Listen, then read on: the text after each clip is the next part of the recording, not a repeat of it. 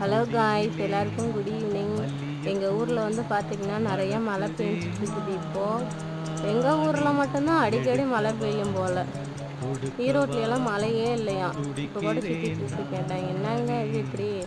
ஏன்னா இந்த ஊரில் நான் இருக்கல அந்தியூரில், அதனால் வந்து பார்த்திங்கன்னா டெய்லியும் மழை பெய்யும் போல். அதனால் நிறைய மழை பெஞ்சிட்டு இருக்கு.